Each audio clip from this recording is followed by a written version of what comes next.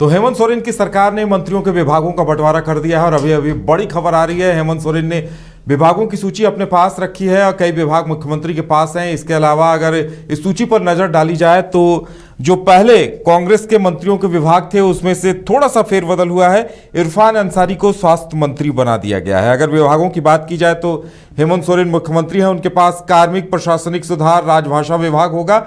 इसके अलावा गृह, पथ निर्माण, भवन निर्माण और जो विभाग किसी को आवंटित नहीं है, ये सभी विभाग हेमंत सोरेन को दिए गए हैं। उन्होंने खुद अपने पास रखे हैं। राधाकृष्ण किशोर सरकार में दूसरे नंबर के मंत्री हैं, उन्हें वित्त विभाग की जिम्मेदारी दी गई है। वाणिज्य कर विभाग, योजना और विकास विभाग और संसदीय कार्य मंत्री की जिम्मेदारी दी गई है। उसके बाद दीपक बिरुआ, उन्हें राजस्व, निबंधन और भूमि सुधार विभाग और साथ में परिवहन विभाग की जिम्मेदारी दी गई है। उसके बाद चमरा लिंडा का नाम है, जिन्हें अनुसूचित जनजाति, अनुसूचित जाति और पिछड़ा वर्ग कल्याण, अल्पसंख्यक कल्याण को छोड़कर ये सभी विभाग दिए गए हैं। इसके अलावा संजय प्रसाद यादव जो आरजेडी कोटे से मंत्री हैं, उन्हें श्रम, नियोजन, प्रशिक्षण और कौशल विकास विभाग और साथ में उद्योग विभाग दिया गया है।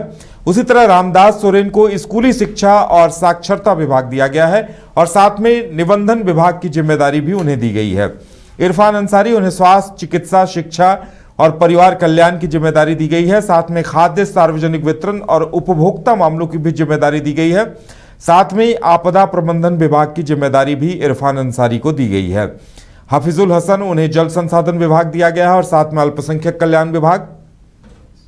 दीपिका पांडे सिंह को ग्रामीण विकास विभाग, ग्रामीण कार्य विभाग और पंचायती राज विभाग दिया गया है। उसी तरह जोगेंद्र प्रसाद, उन्हें पेयजल और स्वच्छता विभाग की जिम्मेदारी दी गई है। साथ में उत्पाद एवं मद्य निषेध भी जोगेंद्र प्रसाद को दिया गया है। सुदीप कुमार सोनू, नगर विकास और आवास विभाग दिया गया है। उच्च एवं तकनीकी शिक्षा की जिम्मेदारी दी गई है और साथ में पर्यटन, कला, संस्कृति, खेलकूद एवं युवा कार्य विभाग की जिम्मेदारी दी गई है।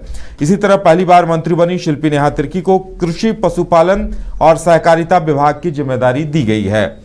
तो विभागों का बंटवारा हो गया और अभी 3 बजे से कैबिनेट की बैठक होनी है। सबकी नजरें इसी बात पर टिकी हुई थी कि विभागों का बंटवारा कब होता है, किसे क्या मिलता है। हमारे साथ हमारे वरिष्ठ सहयोगी राकेश रंजन जी जुड़ गए हैं। सीधे जुड़ेंगे राकेश रंजन जी से। राकेश रंजन जी, जिसका इंतजार था वो हो गया और विभागों की सूची आ गई है। जी हाँ, विभागों की सूची आ गई और जो संभावना हम लोग व्यक्त कर रहे थे वो देखने को मिला है। हम लोग कल से ये बातें बल्कि करते चले आ रहे थे कि जो वित्त विभाग है वो राधाकृष्ण किशोर, चूंकि किसी एक अनुभवी व्यक्ति को देने की जरूरत होगी। और यहाँ पर देखिए कई महत्वपूर्ण विभाग हैं। कांग्रेस कोटे से जो 4 मंत्री बने हैं उनके विभागों का भी बंटवारा हो गया है। डॉक्टर इरफान अंसारी को स्वास्थ्य विभाग मिला है और दीपिका पांडे सिंह को कृषि विभाग मिला है। नहीं, माफ कीजिएगा, कृषि विभाग शिल्पी नेहा तिर्की को मिला है और दीपिका पांडे सिंह को जो है वो ग्रामीण विकास विभाग मिला है। तो अगर आप देखिए तो जो बन्ना गुप्ता के पास विभाग था स्वास्थ्य विभाग, वो डॉक्टर इरफान अंसारी को मिल चुका है और जो डॉक्टर इरफान अंसारी के पास विभाग था, जो उनके पास ग्रामीण विकास का जो विभाग था, वो दीपिका पांडे सिंह को दिया गया है। जबकि जो नई कृषि मंत्री बनी है राज्य की, वो शिल्पी नेहा तिर्की हैं। और एक और महत्वपूर्ण चीज मैं देख रहा हूं कि यहां पर अगर आप ये देखिए कि जो चमरा लिंडा हैं उनको एक महत्वपूर्ण जो है विभाग मिला है, अनुसूचित जनजाति, अनुसूचित जाति और पिछड़ा वर्ग कल्याण का विभाग जो है वो उनको दिया गया है। और हम अगर कुछ और विभागों की बात करें तो देखिए जो सुदिव्य सोनू हैं उनको नगर विकास एवं आवास विभाग मिला है। ये एक महत्वपूर्ण विभाग है और साथ में उच्च एवं तकनीकी शिक्षा है और पर्यटन, कला, संस्कृति और खेलकूद विभाग भी सुदिव्य सोनू को ही दिया गया है। इसके अलावा अगर हम बात करें तो हफीजुल हसन को जल संसाधन विभाग और अल्पसंख्यक कल्याण विभाग का मंत्रालय जो है वो मिला है। और एक और बात अगर आप देखिए तो जो देखने को आ रहा है कि जो आरजेडी के पास जो विभाग पहले थे वही विभाग मिले हैं। तो एक चीज जो कॉमन देखने को आ रही है उदय, कि पिछली बार जिस पार्टी के पास जो विभाग थे, जैसे कांग्रेस के पास स्वास्थ्य मंत्रालय था, कृषि मंत्रालय था और आपको ग्रामीण विकास मंत्रालय था, तो ये विभाग वापस से जो है उन्हें मिल चुके हैं। वित्त विभाग था, संसद संसदीय कार्य मंत्री का विभाग था, वो सारे के सारे विभाग जो है वो आपको कांग्रेस को मिले हैं। और राधा कृष्ण किशोर को जो रामेश्वर उरांव के पास जो पोर्टफोलियो था और जो उनके विभाग थे वो सारी चीजें राधा कृष्ण किशोर को गई हैं, जबकि दीपिका पांडे सिंह के पास पिछली बार जो है वो कृषि मंत्रालय था, तो उनसे लेकर वो कृषि मंत्रालय जो है वो शिल्पी नेहा तिर्की को दी गई है। और अगर आप देखें तो जो बन्ना गुप्ता ने जो जगह खाली की वो डॉक्टर इरफान अंसारी को मिला स्वास्थ्य विभाग, और इरफान अंसारी के पास जो ग्रामीण विकास विभाग था उसे लेकर जो है दीपिका पांडे सिंह को जो है वो दिया गया है। अगर आप एक और चीज देखें कि यहाँ पर योगेंद्र प्रसाद जी को भी जो है बहुत महत्वपूर्ण विभाग मिला है। मिथिलेश ठाकुर के पास पेयजल एवं स्वच्छता विभाग था, तो वो विभाग जो है योगेंद्र प्रसाद के पास चला गया है, पेयजल एवं स्वच्छता विभाग। और उत्पाद एवं मद्य निषेध विभाग जहां तक मुझे याद है ये वैद्यनाथ राम के पास था, तो वैद्यनाथ राम से लेकर ये विभाग जो है योगेंद्र प्रसाद को दिया गया है। चूंकि वैद्यनाथ राम इस बार चुनाव नहीं जीत सके हैं, तो महत्वपूर्ण आप ये चीज देखें कि ऑलमोस्ट योगेंद्र प्रसाद, इन्हें भी महत्वपूर्ण जिम्मेदारियां दी गई हैं। जी हाँ, अगर आप देखिए तो योगेंद्र प्रसाद की आप बात कर लीजिए, हफीजुल हसन, तो सारे मंत्रियों को विभाग एक मिला है। उदय, अगर ये हम देखें कि महिला विकास विभाग किनके पास गया है, चूंकि मैया सम्मान योजना जो है वो उससे रिलेटेड है, तो वो मुझे किसी मंत्री के नाम के आगे दिख नहीं रहा है।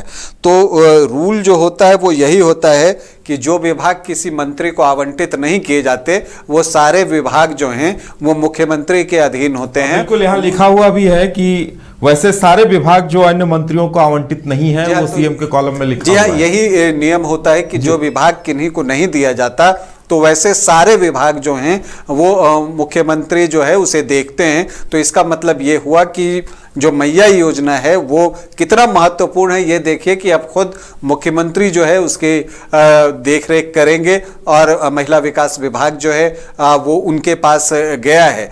तो एक जो कैबिनेट था वो एक्सपेक्टेड लाइन पर दिख रहा है और ऐसी संभावना थी, तो कोई बड़ा फेरबदल जो है मंत्रिमंडल में आप अगर देखिए विभागों के मामले में तो बहुत कोई बड़ा फेरबदल दिखता नहीं है, क्योंकि ये सारे विभाग जिन पार्टियों के पास जो कुछ था उन्हें वापस दे दिया गया है। हाँ, व्यक्ति बदले हैं, मंत्री कोई विधायक जो थे वो कभी दूसरे विभाग के मंत्री थे, अब उनको दूसरा विभाग मिला है। जैसे कांग्रेस में चूंकि आप देखिए तो इरफान अंसारी का डिपार्टमेंट बदला है, उनका विभाग बदला गया है, ग्रामीण विकास से वो स्वास्थ्य मंत्री बने, ये बेहद महत्वपूर्ण विभाग है। उसी तरह से दीपिका पांडे सिंह जो कृषि मंत्री थी वो अब ग्रामीण विकास देखेंगी, और शिल्पी नेहा तिर्की पर जो है के पास बहुत ही महत्वपूर्ण विभाग गया है कृषि विभाग, और किसान जो है वो बड़ी आशा भरी दृष्टि से खाद्य सार्वजनिक वितरण और ये इन विभागों की जिम्मेदारी भी दी गई है।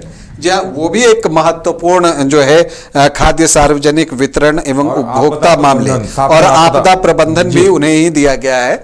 और देखिए मुझे ये लगता है कि जो एक कृषि मंत्रालय है वो झारखंड के लिहाज से बेहद महत्वपूर्ण जो है विभाग है, और यहाँ पर शिल्पी नेहा तिर्की की तरफ सारे किसान जो हैं काफी उम्मीद भरे निगाहों से देखेंगे। जिम्मेदारी जी हाँ, और अभी देखिए वो धान की खरीदारी का भी वक्त आ रहा है, सरकार को धान भी खरीदनी है, वो सारी चीजें हैं। तो अब इन सारी चीजों पर जो है सभी की निगाहें लगी होंगी कि किस तरह से ये सारी व्यवस्थाएं की जाती हैं। तो जो एक आप कहते हैं कि जो चुनावी प्रक्रिया शुरू हुई थी कि पहले नोटिफिकेशन हुआ, नॉमिनेशन हुआ, चुनाव हुआ, परिणाम आया, और फिर उसके बाद अब मंत्रिमंडल का गठन हुआ, अब मंत्रिमंडल में विभागों का आवंटन तक जो है वो हो गया। तो इसका मतलब अब सरकार काम करना जो है वो पूरी तरह से शुरू कर देगी, एक एक्टिव मोड में जो है वो आपको सरकार दिखेगी। अब इसके बाद जो पहला चैलेंज आएगा, हालांकि वो कोई बहुत बड़ा चैलेंज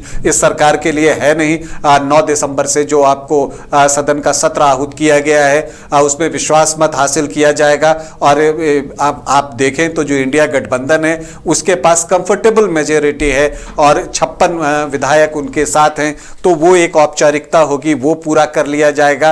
और इन सब के बीच बीजेपी के लिए एक काम बचा है कि वो विपक्ष का नेता किसे बनाती है। अब एक काम वो विपक्ष की तरफ से बच गया है, सरकार की तरफ से जो काम हो रहे हैं वो लगभग अब पूरे हो गए हैं, बस अब एक विश्वास का मत हासिल करना है। और चूंकि मंत्रियों को विभाग मिल चुके हैं तो अब तेज गति से जो है काम होने की संभावना व्यक्त की जा सकती है। बिल्कुल। और देखिए, इस बार 1 महीने पहले भी सरकार अपने अस्तित्व में आ गई है, ये भी एक बड़ी बात है कि नहीं तो अक्सर ये छुट्टियों में ये वक्त बीत जाता था, तो अब सरकार को काम करने का मौका भी भरपूर है।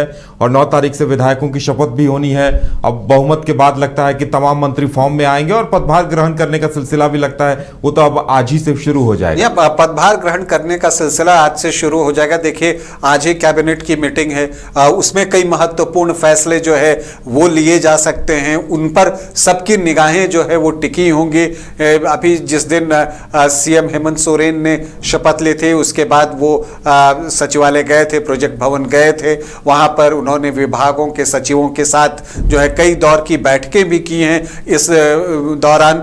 और अब जो है, अब चूंकि सारे मंत्रियों को उनका डिपार्टमेंट मिल गया है, अब जब कैबिनेट की आज मीटिंग होगी तो एक आप कह सकते हैं कि रोड मैप तैयार कर लिया जाएगा। और इस लिहाज से जो आज की कैबिनेट मीटिंग है वो बहुत ही मतलब महत्वपूर्ण है कि क्या रोड मैप बनता है। और जब आज कैबिनेट की मीटिंग के बाद जो प्रेस कॉन्फ्रेंस होता है और जो सूचनाएं बाहर आती हैं उसमें देखना है कि क्या क्या फैसले लिए जाते हैं। और फिर इसके बाद जो है, आज तो उसके बारे में बातचीत होगी और फिर उसके क्रियान्वयन के लिए किस गति के साथ जो है काम होता है उस पर सभी की निगाहें होंगी।